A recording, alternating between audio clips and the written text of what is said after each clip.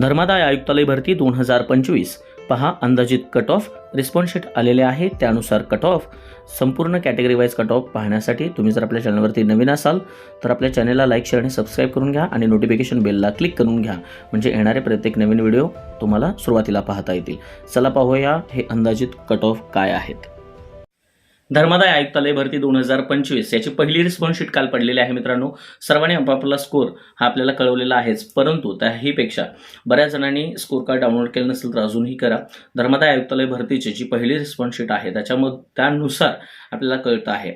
Already धर्मादाय आयुक्तालयाच्या ज्या जागा आहेत त्या 179 जागा आहेत, ज्याच्यामध्ये वरिष्ठ लिपिक, कनिष्ठ लिपिक, लघुलेखक अशा पद्धतीनं आणि त्याच्यानंतर मग इन्स्पेक्टर म्हणजे निरीक्षकच्या ज्या जागा आहेत या संदर्भामध्ये एकूण मिळून 179 जागा आहेत, ज्याच्यामध्ये 121 जागा ह्या फक्त निरीक्षक पदासाठी आहेत आणि त्यासाठी सगळ्यात जास्त अर्ज आले होते.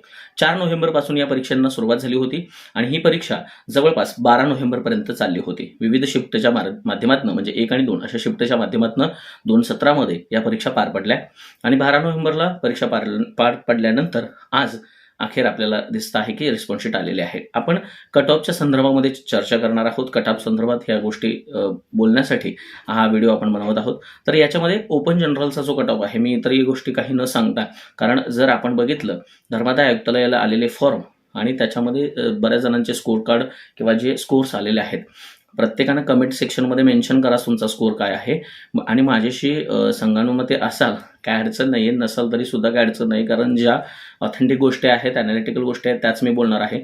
अंदाजित कट ऑफ देत असताना सुद्धा ह्या जे मी ॲनालिसिस केलेलं आहे त्या संदर्भानुसार मी हे कट ऑफ देत आहे.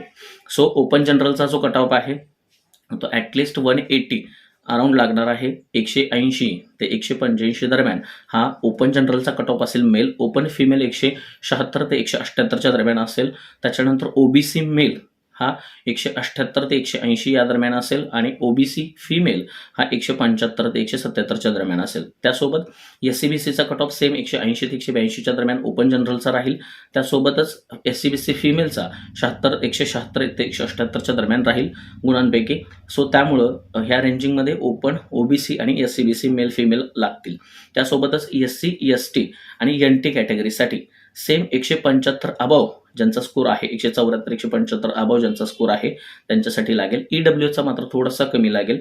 EWS कॅटेगरीमध्ये 162 ते 168 या रेंजिंगमध्ये कुठेही त्या मध्यावरती लागू शकतो. बाकीचे सगळे कट ऑफ जे आहेत NT, OBC, स्पोर्ट्स वगैरे, हे स्पोर्ट्सचा एक कट ऑफ सांगायचं राहिलं.